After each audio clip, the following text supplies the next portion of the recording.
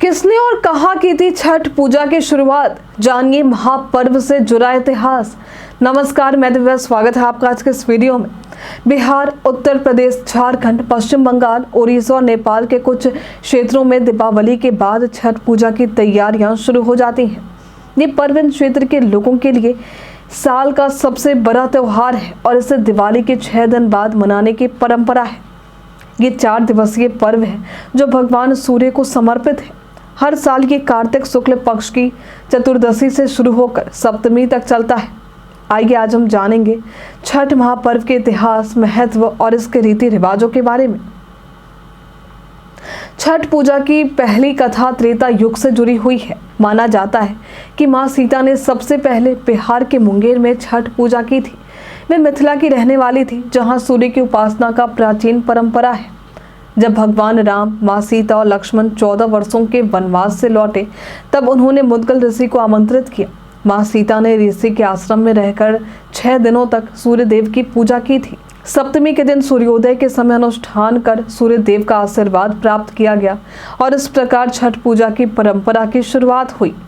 महाभारत में भी छठ पूजा का उल्लेख मिलता है। कर्ण, जो सूर्य भगवान के पुत्र थे, उन्होंने सबसे पहले सूर्य षष्ठी पूजन किया था। महाभारत में वर्णन है कि कर्ण अपने राज्य अंग प्रदेश में घंटों तक जल में खड़े होकर सूर्य को अर्घ देते थे। ये परंपरा आज भी छठ महापर्व में प्रचलित है।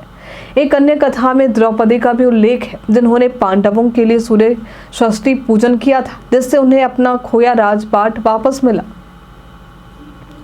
छठ पूजा को एक कठिन पर्व माना जाता है। इसे करने वाले को हम छठ व्रती कहते हैं। व्रती 4 दिनों में पूरे पवित्रता और निष्ठा से सभी रस्मों का पालन करते हैं। धार्मिक मान्यताओं के मुताबिक इस पर्व में किसी भी नियम का उल्लंघन करने पर व्रत खंडित माना जाता है। छठ पूजा में लगभग 72 घंटे तक निर्जला रहने का नियम है, जो इस पर्व की सबसे कठिनाई कड़ी है। इसके अलावा ठंड की शुरुआत के साथ ही डूबते और उगते सूर्य को अर्घ देने के लिए ठंडे पानी में घंटों तक खड़े रहना भी चुनौतीपूर्ण होता है। छठ पूजा एक सामाजिक उत्सव है जो लोगों को एक साथ लाता है।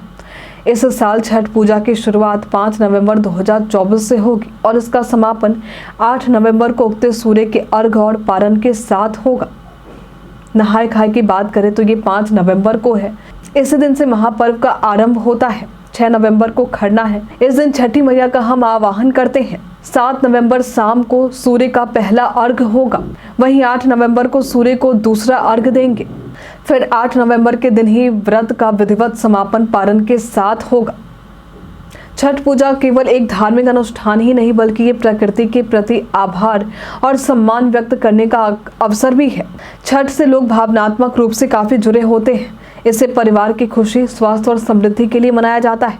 ये पर्व सभी मनोकामनाओं की पूर्ति का प्रतीक भी माना जाता है। इसलिए लोग अपने परिवार के कल्याण के लिए छठी मैया से प्रार्थना करते हैं। छठ पूजा न केवल आस्था और श्रद्धा का पर्व है, बल्कि समाज को एकता के सूत्र में भी बांधने वाला खुशियों से भरा एक उत्सव भी है।